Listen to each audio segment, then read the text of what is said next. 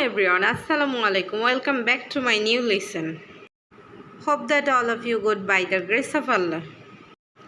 This is Moima Akhtar, your study friends.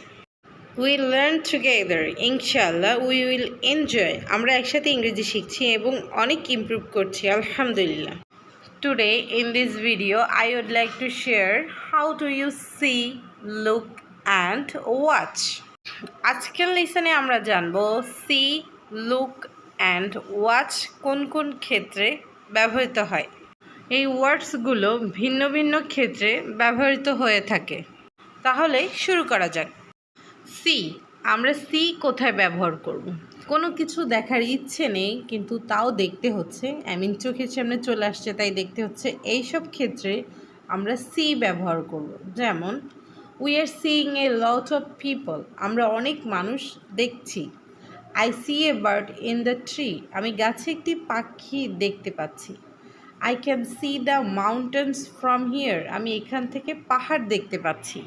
একটু লক্ষ্য করলেই বুঝতে পারবেন এগুলো আমরা দেখতে চাইনি কিন্তু চোখের সামনে চলে আসছে তাই আমাদের দেখতে হয়েছে, তাই এখানে সি ব্যবহৃত হয়েছে। মনে রাখবেন কোনো কিছু দেখার ইচ্ছে নেই তাও দেখতে হচ্ছে, এইসব ক্ষেত্রে আমরা সি ব্যবহার করব অবশ্যই। ওয়াচ, আমরা ওয়াচ কোথায় ব্যবহার করব? চলমান কোনো কিছুর দিকে গভীরভাবে তাকিয়ে থাকার ক্ষেত্রে আমরা ওয়াচ ব্যবহার করে থাকি। যেমন I watch TV every evening, আমি প্রতিদিন সন্ধ্যায় টিভি দেখি। She loves to watch the birds in the garden, সে বাগানে পাখি দেখতে ভালোবাসে। I like to watch movies, আমি সিনেমা দেখতে পছন্দ করি। একটু লক্ষ্য করলেই বুঝতে পারবেন এখানে চলমান রয়েছে তাই এখানে ওয়াচ ব্যবহৃত হয়েছে।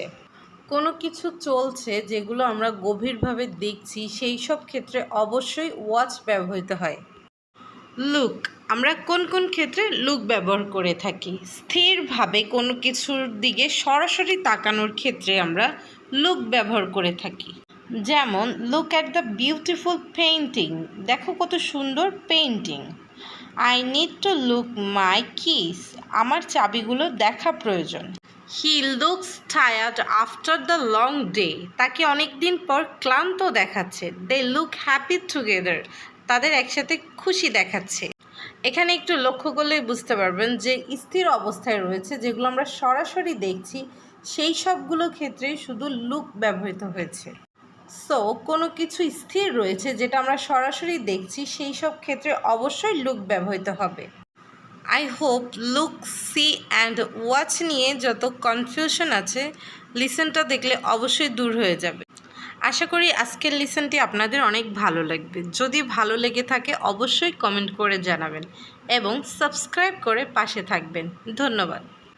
Thank you for watching. আল্লাহ হাফেজ।